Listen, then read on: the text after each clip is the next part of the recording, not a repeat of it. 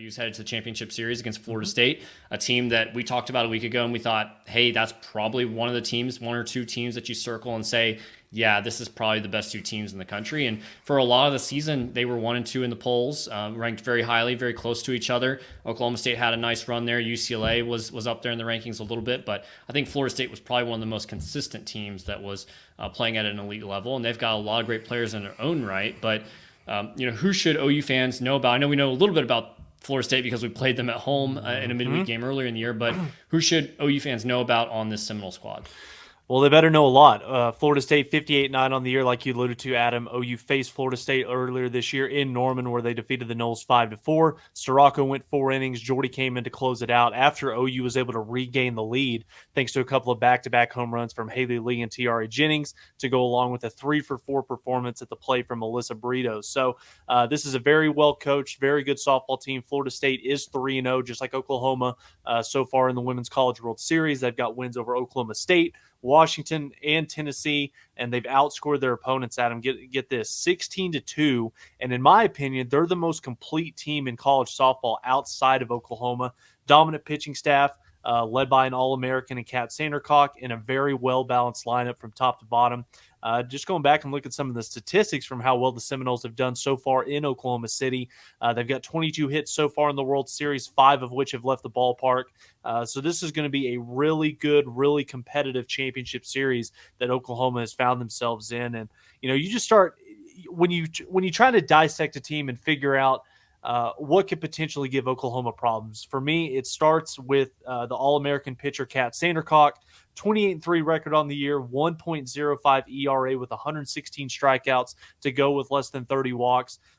Very, very similar to Jordy in a sense where she can throw every single pitch in the book. She's got the rise ball, she's got the drop ball, changes speeds really, really well, keeps the hitters off of balance. So one of the things that I do think is going to give Oklahoma, not that they need any advantage or, put their minds at ease whatsoever. It's the fact that they faced Kat Sandercock over the course, of the past couple of seasons a handful of times. So very familiar with what she's going to do. Patty alluded to it earlier today in the press conference. They've already been in the film room. They're already looking at tendencies. One of the things what are some of the things that Kat Sandercock likes to do in challenging the hitters, and what are some of the ways that Oklahoma can look to take advantage of some of the things that Kat Sandercock does really well.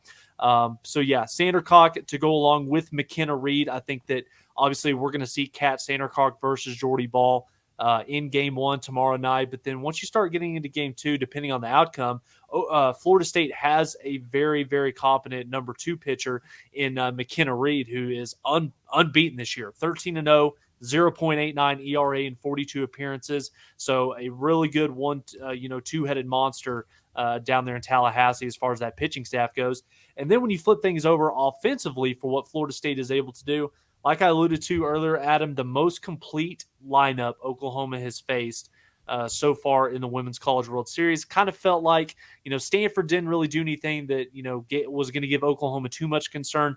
Tennessee was a big one, but mainly once you got past the top 4 or 5 in the lineup, Oklahoma there was really nothing that was, too scary. But 9 players in this Florida State lineup, Adam, hitting above 300. Not a huge power hitting team, only 62 home runs on the season. Kaylee Harding has 10, and Johnny Kerr has 8, but it is a step up from Stanford. So, even though they've only got 62 home runs on the year, they do all the little things the right way. They're extremely well coached. They're patient at the plate. They play the small ball. They've stolen 133 bases on the year. That's one of the top teams in collegiate softball, and they just make you work for every single out on both sides of the field. So they're not going to make a ton of mistakes. Oklahoma's pitching staff has got their work cut out for them, and I'm very eager to see how Patty Gasso and Jen Rocha manage this pitching staff and how they choose to attack this Florida State lineup. It's going to be a lot of fun to watch, Adam.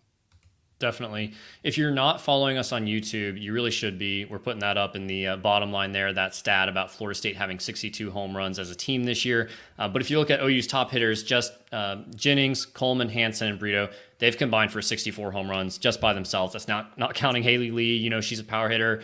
Riley Boone's hit some as well. There's a lot of players on this team that are really lethal and dangerous. So there is a different level. You mentioned the multiple players on Florida State's teams that are hitting over 300. Well, I think it's 6 OU hitters are over 400. So it's like, hey, the Seminoles are great, but then you look at OU's roster and it's like, well, they're another step up. And I think that's why you've seen pretty much any team that OU's played this year outside of Stanford and the one pitcher that has been really just locked down on this Sooner lineup. That's why so many good pitchers have played this OU team and just run into a buzzsaw of that OU lineup. And so it'll be curious to see what they're able to do against OU. And we saw a strategy that Florida State tried to implement, at least they did against Tennessee. We've seen other teams try to implement this against OU, where you throw multiple arms and multiple pitchers at the Sooner lineup. Mac Leonard was one that I think started out the game. McKenna Reed came in, and then Kat Sandercock finished off the game against Tennessee. Yeah, we saw 4 different ones. Yeah, multiple different pitchers there. Do you think that is the strategy or the best opportunity for Florida State to be competitive and try to steal a game and make this a competitive series?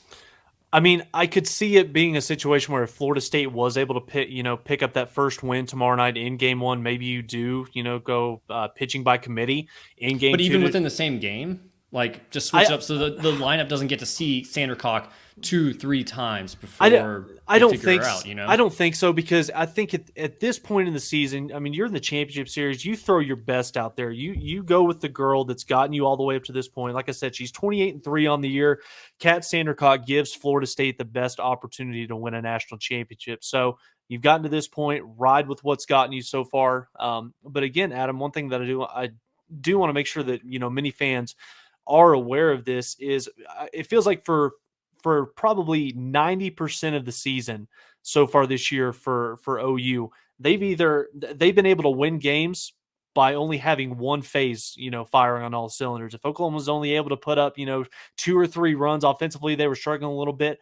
They had the dominant pitching staff that could kind of hide that. Or on the flip side, if the pitching staff was struggling, maybe it was one of those games where they gave up 5 or 6 runs. Well, then the offense was firing on all cylinders and were able to, outscore the other team.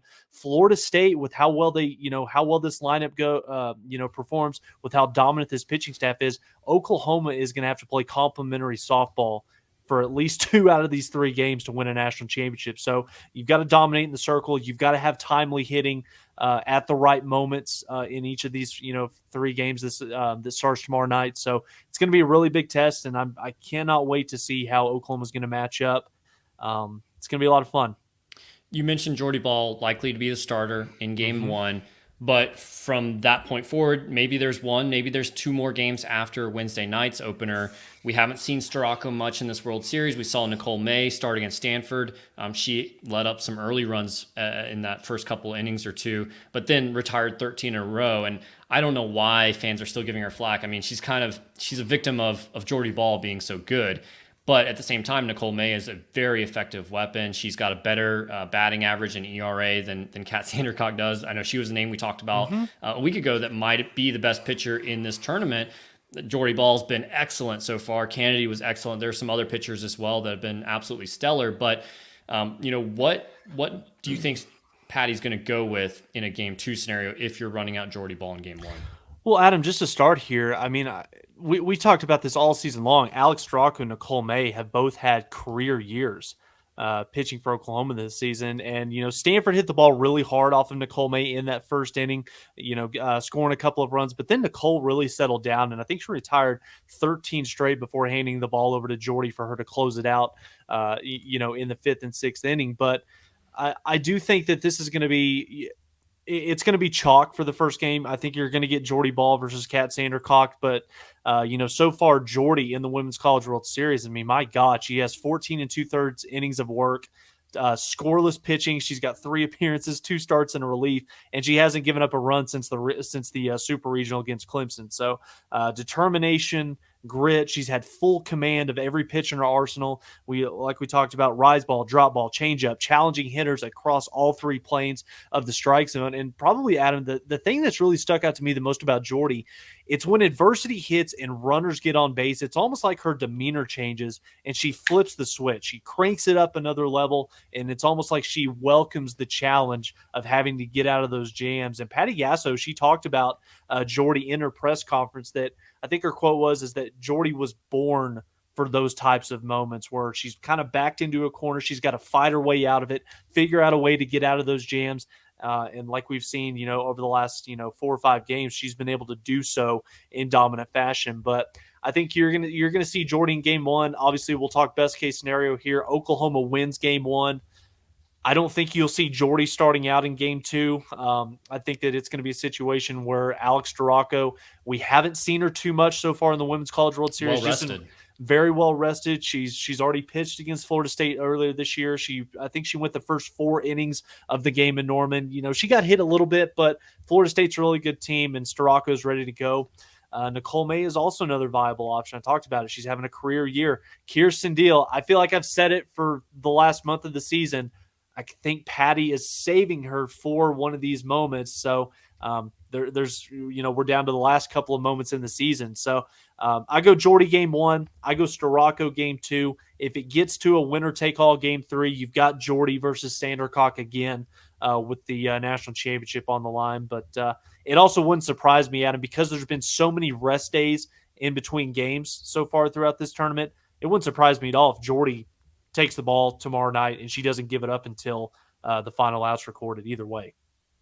Like we do on most episodes, we go to Twitter to get input on what you guys think is going to happen. And in this case, we asked you, hey, what do you think is going to happen in the World Series? Are you going to win 2-0? Are they going to win 2-1? Is Florida State going to win 2-1 or 2-0? 0% coming in for Florida State winning in a sweep.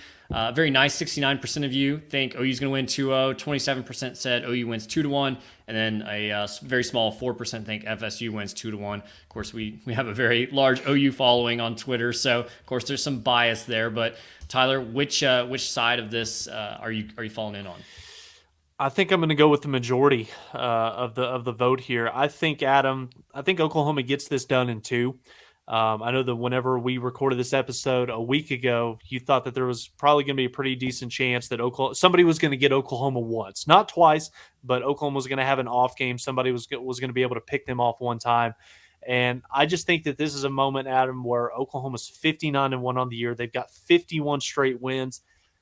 It's a storybook writing itself right now. And I just think that Oklahoma's path to get here has prepared them for this moment. The super regional 2-game thriller, winning those 2 matchups against Clemson, dominating Tennessee, holding that lineup down extremely well.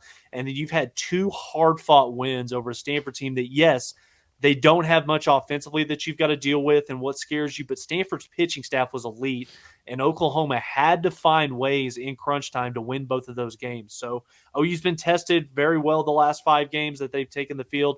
They found a way, different ways each time to win those games. So they're battle tested. They're ready for Kat Sandercock, and I think that Oklahoma wins this thing in 2. Part of me looks back to past years and says, okay, Patty's been very, very patient in these types of situations with OU. She hasn't pressed to try to win 2 games in a row. If it's not there, she's been okay and said, hey, I know I'm confident in my team's ability. I can wait for game 3. But for the same reasons that you just pointed out, in regards to this team is completely tested. They're not seeing anything brand new. They've already played Florida State. They've played pretty much everybody in the field. The 8 teams that made it to Oklahoma City, they'd already played them. They'd already beaten many of them. So I don't expect this to be any new challenge. And I almost kind of wonder if Stanford, at this point, we didn't mention them last week as OU's biggest threat to winning a title, but that one pitcher in Kennedy really slowed down this lineup. And Sandercock, she played against OU in the midweek game. OU still put up 5 runs there. She didn't play the entire game back in whatever it was, March or April. But I kind of do think that, this is not, it's not OU easing up on the gas, but it's like, man, you're already at this point. This is nothing new. I almost wonder if the dynamic of what Florida State is and how they are so balanced, almost helped play more into OU winning this easier than it was against Stanford. Not to discredit Florida State, like you mentioned, they're an incredibly talented and balanced team, but the way that Stanford was composed of, okay, like you're just not going to score. Like it almost didn't matter that their hitting wasn't really existent at that point. It was a much tougher game for OU. I'm going to say that Jordy Ball has been the most dominant pitcher so far in this Women's College World Series, but I think you could make the argument, Adam, that in 2 of the last 3 games that Oklahoma has played, they faced the most overpowering pitcher in the entire country in the freshman All-American. But one of the things that we did see is, yes, as well as Kennedy was able to throw against Oklahoma in that first matchup, Oklahoma having to face that type of pitching, and then you turn the page to where Oklahoma took on Tennessee, and then they run ruled them. They put up 9-10 runs on this one. So again, coming off of 2 out of 3 matchups where you had to go up against Kennedy. Yes, I know that Kat Sandercock is great in her own way, but she doesn't have that overpowering velocity where she's able to throw 73, 74, 75. I think she kind of tops out at about 68 to 69 miles per hour. So again, Oklahoma's seen her a handful of times. They've been in the film room. They're very familiar with what Kat Sandercock likes to do and what's given her success. It's what's turned her into an All-American throughout her career in Tallahassee. So I just think in this type of this atmosphere, and we can touch on the home field advantage here in a second, I think that this plays into Oklahoma's hands very well. And I think OU takes this national championship series in 2 games.